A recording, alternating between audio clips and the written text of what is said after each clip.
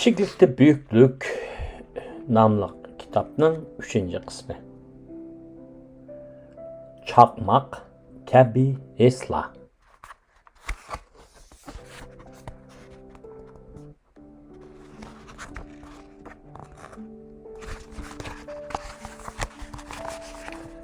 Əfsuslanış. İsteymen bəzilərə içinib, bu köңlümni tınşaydıgan köңül yok.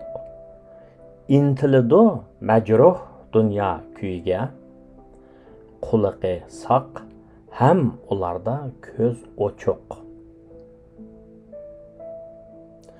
Mən eytsanmı tınşmaydı səzmeydi, qağı bilen dostlaşıdı yeydi poq. Nemi karın deysen çokum zılale, özünüla bilgen adam osuruq. 2015 yılı.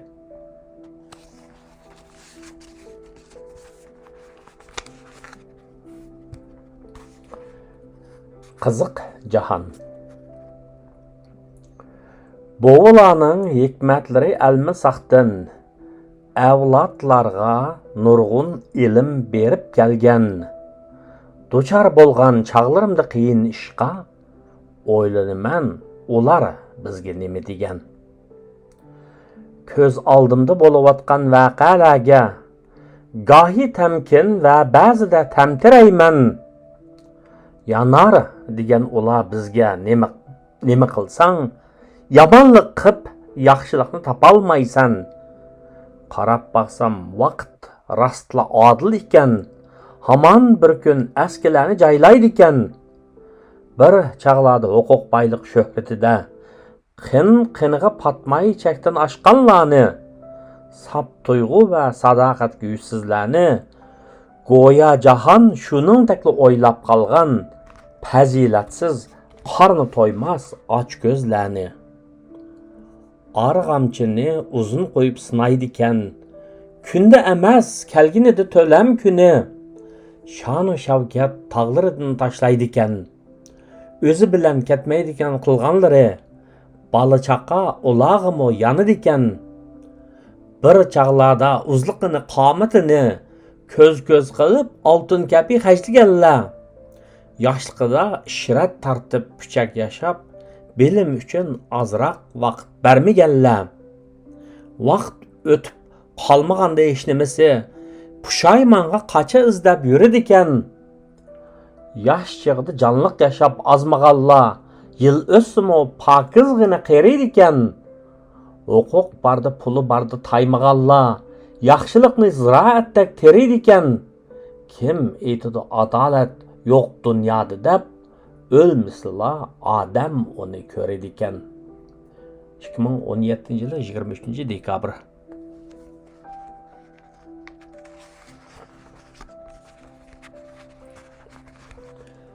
Çek. Oylap baxsam, tuncu qitim çek yazışım, öy icarısı üçün pul төлеген çekim iken. Keyinki yıllarda nurgun qitim çek yazdım. Ama yakınki yıllarda bu yan anç köp çek yazmaydıgan bolup kettim. Çünkü men yaşavatkan dünya tız özgürep ketdi. Bir çağda güllengen nerseler emelden kaldı. Oylamagan nerseler meydana geldi. Aklıga sığmaydıgan tragediyalar yüz berdi. Ama yerim geçinin aşkan şu tapdı. Men çek hakkında oylanıp uxlayalmadım. Kişinin öteydigan burçı ve iqtidarı bolğandıla çek yazalaydı iken. İmkaniyeti yok çağda yazgan çek kişini xar qıladigan arzimaz quruq qog'oz ekan. To'g'ri. İmkaniyetning cheki bolganda har bir ishning cheki bo'ladi ekan. Har qanday ishni chekdan oshirganda u keyniga tepadi ekan. Savaq va ibrat olimi faqat sagaklar, chechanlar va donalar uchundir. Dötlarning gavdasining ustida lanishib turgani necha kiloliq lash faqat. Ular, ya'ni dötlar nachar ishlarni chekdan oshiradiganlardir. 2023 yılı 26 Mart.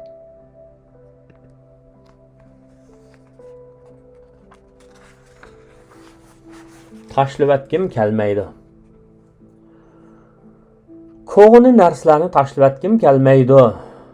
Chunki qimmatlik edi bir chaqda ular. Hurmatli kishilardan kelgan ular. Nurg'un his hayajonini bergan ular. O'g'limning boshlang'ichda sızgan rasmi. Kardan chiqqan mashinamning ochquchi. Anam quruq meva silib avatgan xalta. Dadam bergan xotira to'liq o'tirdiki chaqda. Söygenim, do'stlarim bir chaqda avatgan xatlar. Hammasi saqlaqliq o'zimning xos ishkabida. Xo'rdir deb ayblab qo'ydi balamning onasi. Tashlab atqisi kelib ketdi ba'zi narsalarni gohida. Men xo'rdir, eski tuskini yiqquchi emas. Men qadrini bilgichi har narsaning o'z joyida. Chunki ularga nurg'un narsalar singan. Arzu, ishonch, mehnat, hurmat va muhabbat. 2023-yili 21-iyun.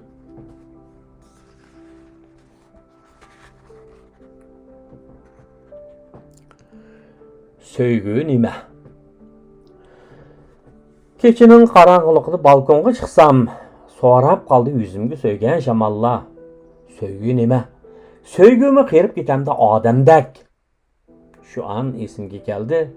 Har sahar dazmallangan kiyim, maylangan oyoqlar. Pichirladim. Ey shamollar, сөйgüni izlab yurmanglar.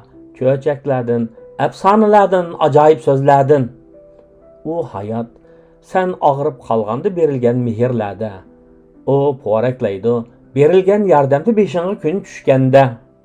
U adoqchi yiqimliq kuyni kuylaydi. Sening yaxshi bo'lishingni umid qilgan pokiz yuraklarda. 2023-yili 14-avgust.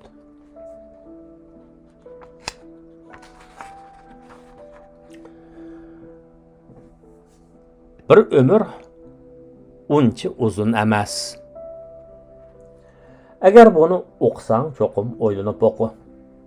Kishilar doim bir umr adoqcha, abadiy degan gaplarni anglashdi yoki aytishdi.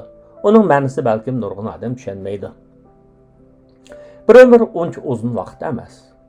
Atqan o'qdek o'tib ketadi. Shunga vaqtdan yaxshi foydalanish kerak. Hayotdan huzur elib yashashga tirishish kerak. Qaqshash va zarlashni to'xtatish kerak. Ahvolini qaqshab o'zgartirmaysan, balki tirishchilik ko'rsatish va g'ayrat qilish orqali oz bo'lsa-mu o'zgartiraysan. Hayotda bakmi qo'rqib ketmaslik kerak. Bir ishdan qo'rqqan sari u texmi qo'sh ko'rinadi. Dunyoda nurg'un narsa abadiy emas. Bo'libmi? Go'zallik, qaddi-qomat, pul, huquq, baxt, shuhrat. Bularning hech qaysi hech kimda abadiy turgan emas. Bularning hammasi vaqtliq. U faqat vaqt intervalida har kim uchun cho'ng yoki kichik qimmat oladi xolos. Qisqasi bir umr uncha uzun vaqt emas. Sana yaxshilik qilgandan minnatdor bo'l. Yomonlik qilganni esingga selib qo'y. Yaxshilik qilg'ichini unutib qolg'ichi tuzkor, nonkor, fursatparast bayqush bo'lsa, yomonlik qilg'ichini unutib qolg'ichi kalva, burang, döp, abgadir.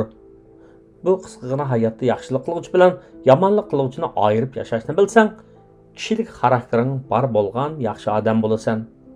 Balkim bu daston qissa hikoya bo'lib, uzoqlarga taralishi ömrüngdan necha hassa uzunlarga so'zilishi mumkin. 2023-yili 28-avgust.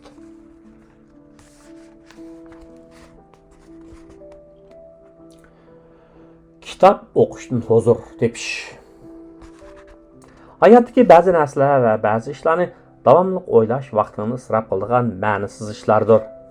Albatta, aqling zo'raygan sari buni o'ylagan sari ularning ilib keladigan vaqtli huzurdan unutilmas afsusligining cho'ng bo'lganligini his qilib yetsan. Bu kunlarda men kitob o'qishning naqadar huzur bag'ishlaydiganligini qayta his qilyapman. O'smirlik chog'larimda tog'liq rayonda o'qiydigan narsa topolmay ilojsiz qolatdim. Oliy maktabda o'qiyotganda bir necha kitob menga g'oyat zo'r ilhom va kuch bag'ishlagan edi. Bularning birisi tadbir nazariyasi haqida bo'lsa, yana biri kishilik hayotni qanday yashash haqidagi kitoblar edi. Men falsafa ilmiga kechib kirganimni his qildim. Iqtisod tarixini mufassal o'rganish uchun tirishyapman.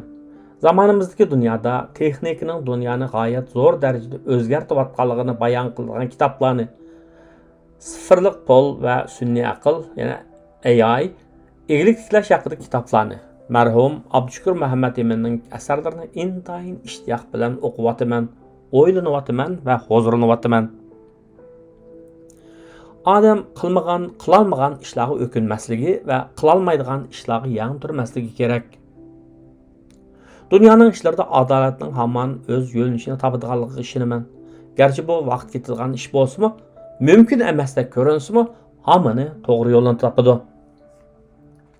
Nurg'un puchak ishlar va iflos odamlardan ayrilib yashashning zo'rligini his qilib, yetkinim uchun kitobni do'st, ijdoatni qanoat, umidvorlikni energiya qilib yashash yo'lini tanlab oldim. Haqiqatan eskilardan boshqa hech kimga yomonlik tilagim yo'q, ammo yaxshilarga mangu yaxshilik tilayman. Mushkunlarda kitob o'qib zehn, energiya va vaqt yetishtirib bo'lolmayapman. Mubadi meni qandoq yashayotganini deb o'ylab qolsang, kitobdan huzur ilib, burunqidagi qat'iylik bilan ilm izlab, ma'nilik yashashga tirishib yashayapti deb o'yla do'stim. 2023 yili 1-sentabr.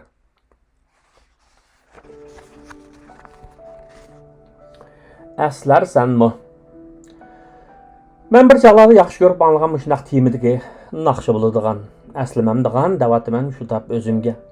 Nurg'un narsalarni əslayman. Yaxshi ham güzel narsalarni. Makan, zaman və odamlarni texma əslayman. Xotiramdan o'chib ketmaslik uchun ba'zilarni to'xtamay əslayman. Ba'zilarni yozib qo'yaman. Bir kuni bahor kelib, qizil gullar ochilganda, sana uni o'qib chiqish nasib bo'ladi. Shu chaqda sen uningdan o'zingni ko'rsan va yosh to'ksan. Bahor qachon keladi uqmayman, ammo cho'qim keladi, uninga ishonaman. Shunga aslayman, aslab turganim uchun o'zimning hayotga bo'lgan umidni va sening ozodlikka bo'lgan intilishini qat'iy unutmayman. Unutmaganligim uchun mavjudman. Unutmaydiganligim uchun bahorni quchoqlaysan. 2023 yili 6-sentabr. Ana taraf tuqqanlar rastlığı köyümlükmü? Elaraqda naştada oğlum bilan paranglashib o'tirib, ana taraf tuqqanlar köyümlük boladı. Çünki anam tarafning ham dadamning anasi tarafning tuqqanlari köyümlük edi deb so'zlab bersam, o'g'lim balkim sen kichik chaqda ahvol shundaqdi, hozir undaq bo'lishi notayin dedi va o'zining sababini mundaq tushuntirdi. Sharoit nurg'un munosabatlarga ta'sir qildi, o'zgartirdi. Ayni chaqda balalarni asosli onalar beqib cho'ng qilatdi. Shung ular balalarini o'zlarining tuqqanlariga to'lab borgan. Ularning balalari bilan o'ynab cho'ng bo'lgan balalar tabiiy holda bir-biriga yaqin cho'ng bo'ladi. Yana biri iqtisodiy sharoit. Hamma odam terikchilik bilan ishni yaxshi qila oladigan jamiyatda odamlar bir-biriga bak tayinib ketmaydi. Shuning bilan har kim o'zining nenini cho'ng qilish uchun tipirlaydi. Natijada individualligi kuchayib, kollektivizmlik tuvallaydi. Cümletin tuqqandoshlik tuyg'usi ajizlaydi. Ishonmasang yashayotgan jamiyatingga qarab baqtada. Uning gapini anglab, to'g'ri yoki xato demadim, ammo qahva istiqonimni ko'tarib, o'rnimdan turib ketib qoldim. 2023 yili 23-sentabr. Kim meni shoir deydi? Kim meni shoir deydi? Hech kim demaydi, faqat shamollar. Men demeymen, sen mi demeysen, ama içimdeki zerhiyalla. Söyümlük dağla, yılandek yolla, pagiz qalblik tonuş çırayla, közümni yumsam keler isimge, balkonga çıkıp qarayman kökke.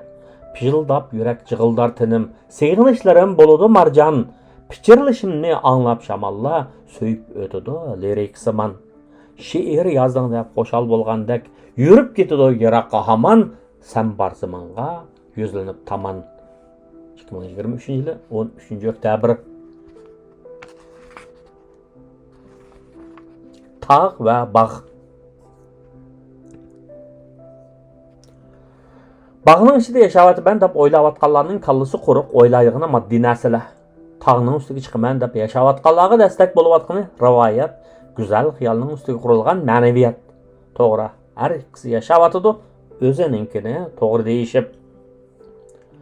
Bunun tegiga bak ishqirlab kirishni o'ylasang, ayoling besham bo'lmagan taqdirdimi paylasib bo'lasan. Ayoling bak yaxshi bo'lgan taqdirdimi 4-doktorxonaga, ya'ni ro'yi kasallar doktorxonasiga kirib qolasan. turmushni bak ko'p ishga tiqmay, tanholik duchor bo'lsangmi, tamkin yashash kerak. Hech qanday narsaga oshiq bo'lmay. 2023-yil 8-dekabr.